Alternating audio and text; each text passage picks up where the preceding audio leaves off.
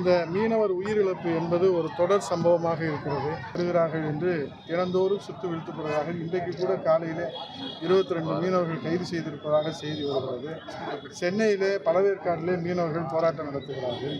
ஆகவே இன்றைக்கு நாதியற்ற சமுதாயமாக தமிழக மீனவர்கள் இருப்பதை வேதனையோடு இன்றைக்கு நம்முடைய புரட்சித் தமிழர் ஐயா எடப்பாடி அவர்கள் மாவட்ட கழகத்துடைய செயலாளர்கள் ஆணையிட்டு இன்றைக்கு ராமேஸ்வரமே குலுங்குகிற வகையில் இந்த மாபெரும் மீனவர் சமுதாயத்தை பொதுமக்களின் திரட்டி இந்த போராட்டத்தை நடத்தியிருக்கிறார்கள்.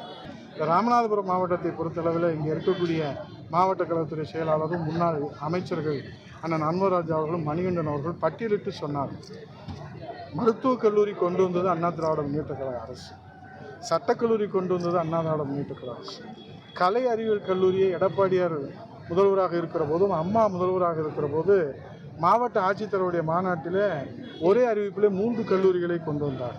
இவையெல்லாம் விட காவேரி குட்டாறு வைகை இணைப்பு என்கிற 14,600 கோடி ரூபாய் மாநில நிதியிலேயே இந்த வைகை குண்டாறு காவேரி இந்த இணைப்பு திட்டம் என்பது 7 மாவட்டங்கள் பயன்பட்டாலும் இந்த ராமநாதபுரம் மாவட்டத்திற்கு, வறட்சி மாவட்டத்திற்கு ஒரு நீண்டகால திட்டமாக, தொலைநோக்கு திட்டமாக எல்லோரும் கையில் எடுத்து அதை கிடப்பிலே போட்டாலும் மாநில நிதியிலே அந்த திட்டத்தை நிறைவேற்ற வேண்டும் என்று புரட்சித் தமிழர் ஐயா எடப்பாடியார் அவர்கள் ஒரு தொலைநோக்கு சிந்தனையோடு இந்த மாவட்டத்துடைய மக்களின் வறட்சியை போக்குவதற்காக அந்த திட்டத்தை நிறைவேற்றி கொடுத்தார்கள்.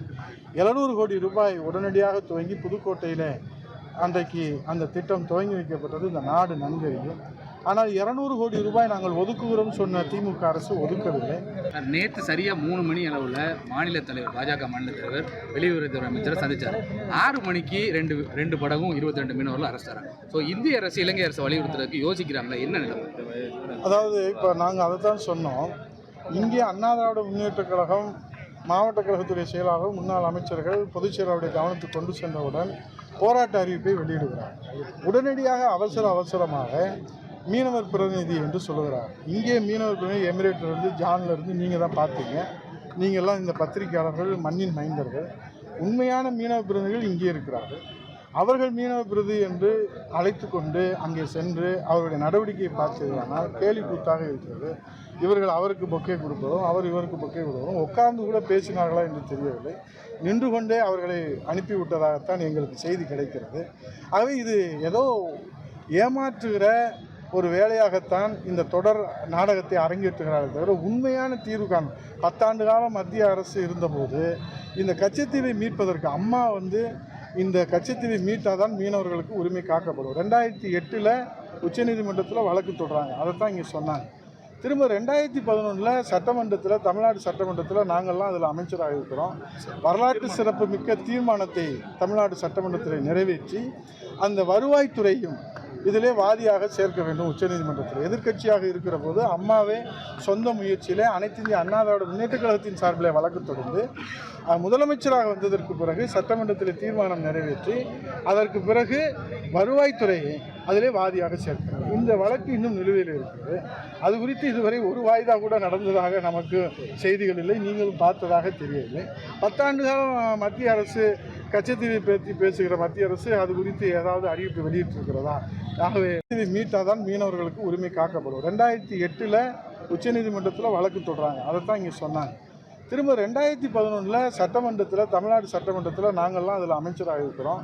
வரலாற்று சிறப்பு மிக்க தீர்மானத்தை தமிழ்நாடு சட்டமன்றத்தில் நிறைவேற்றி அந்த வருவாய்த்துறையும் இதிலே வாதியாக சேர்க்க வேண்டும் உச்சநீதிமன்றத்தில். எதிர்க்கட்சியாக இருக்கிற போது அம்மாவே சொந்த முயற்சியிலே அனைத்து இந்திய அண்ணா திராவிட முன்னேற்றக் கழகத்தின் சார்பில் வழக்கு தொடர்ந்து முதலமைச்சராக வந்ததற்கு பிறகு சட்டமன்றத்தில் தீர்மானம் நிறைவேற்றி அதற்கு பிறகு வருவாய்த்துறையை அதிலே வாதியாக சேர்க்கிறார். இந்த வழக்கு இன்னும் நிலுவையில் இருக்கிறது. அது குறித்து இதுவரை ஒரு வாய்தா கூட நடந்ததாக நமக்கு செய்திகள் இல்லை, நீங்களும் பார்த்ததாக தெரியவில்லை. 10 ஆண்டு காலம் மத்திய அரசு கச்சத்தீவை பற்றி பேசுகிற மத்திய அரசு அது குறித்து ஏதாவது அறிவிப்பு வெளியிட்டிருக்கிறதா? ஆகவே மக்களை ஏமாற்றுகிற வேலையிலே தான் அவர்கள் ஈடுபடுகிறார் தவிர ஒரு நிரந்தர தீர்வு கண்டு, இது வேணால் உயிர் பிரச்சனை, இது அரசியல் பிரச்சனை அல்ல, இது மீனவர்களுடைய உயிர் பிரச்சனை. கடல் எல்லை தாண்டி விட்டோம் என்று அவர்கள் சொல்லுகிற போது இவர்கள் அதை அறியாமல் செய்கிறார்கள், வாழ்வாதாரத்துக்காக செய்கிறார்கள். இதில் எந்த உள்நோக்கம் இருப்பதாக தெரியவில்லை. தங்களுடைய பிள்ளைகள், தங்களுடைய தாய் தந்தையர், தங்களுடைய உறவினர்கள், தங்களுடைய வாழ்வாதாரத்திற்காக செய்யக்கூடிய ஒரு நிகழ்வு. இதை நம்ம குஜராத்தில் பார்க்குறோம், அதை தான் இங்கே சொன்னாங்க. கேரளாவில் பார்க்குறோம். உடனே துடித்து எழுதுகிற மத்திய அரசு தமிழக மீனவர்களுக்கு மட்டும் ஏன் இந்த ஓரவஞ்சனை? ஒரு கண்ணிலே வெண்ணெய் ஒரு கண்ணிலே சுண்ணாம்பு. இந்த அணுகுமுறையை தான் நாங்கள் வன்மையாக கண்டிக்கிறோம். மீனவர்களும் கண்டிக்கிறார்கள், தமிழ்நாட்டு மக்களும் கண்டிக்கிறார்கள். நேற்று பாஜக கூட்டு போன நிலையில இன்னைக்கு மறுபடியும் திமுக அரசு சார்பில் கூட்டு போயிருக்காங்க. இதை வந்து மீனவர் பிரச்சனை அரசியலாக்க பார்க்குறாங்க. இன்னைக்கு சந்திப்பதா அனிதா ராதாகிருஷ்ணன் சந்திப்பதா காலையில் செய்தி வெளியிட்டார். ஆகவே அவர்கள் சந்திப்பதனால என்ன? ஜெய்சங்கர் அவர்கள் ஏற்கனவே வந்து உள்துறையினுடைய செயலராக இருந்தவர். அவர் இந்த தமிழ்நாட்டினுடைய மண்ணின் மைந்தர் என்று நாம் சொல்லுகிறோம். அவருக்கு இந்த பிரச்சனை முழுமையாக தெரியும். இவர்கள் போய் சொல்லிதான் அந்த பிரச்சனையை அறிந்து கொள்ள வேண்டிய நிலையிலே உள்துறை அமைச்சர் வந்து இல்லை. ஏன்னால் உள்துறை செயலாளராக இருந்தவர். அவர் அரசியலிருந்து அமைச்சராக வரல. உள்துறை செயலாளராக பாரத பிரதமருடைய வெளிநாட்டு சுற்றுப்பயணங்களை திறம்பட கையாண்டதன் காரணமாக அவருக்கு இந்த பரிசு வாய்ப்பாக கொடுக்கப்பட்டிருக்கிறது.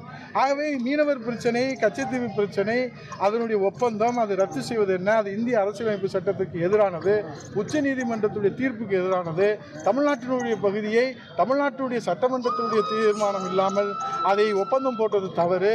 அந்த ஒப்பந்தம் ஏன் போட்டீர்கள் என்று கேட்கிற போது உங்கள் உரிமை தொடரும், அங்கே கச்சத்தீவுக்கு அருகிலே மீன் பிடித்துக் கொள்ளலாம், வலைகளை உலர்த்திக் கொள்ளலாம், ஓய்வெடுத்துக் கொள்ளலாம், புனித அந்தோனியரை வழிபடலாம் என்றெல்லாம் சொன்னார்கள். சொன்னதற்கு ஆதாரம் இருக்கிறது. அந்த வரலாறும் வெளியுறவுத்துறை அமைச்சர் நன்றாக, உலக வரலாறே தெரிந்த ஜெய்சங்கர் உள்துறை அமைச்சருக்கு இவர்கள் போய் சொல்லித்தான் இந்த விஷயம் தெரிய வேண்டும் என்று அல்ல. ஆகவே உண்மையாக மக்கள் மீது அக்கறை இல்லாத மத்திய மாநில அரசுகள் அதை கண்டித்து தான் பொதுச் செயலாளருடைய ஆணைக்கிறாங்க இந்த போராட்டம்.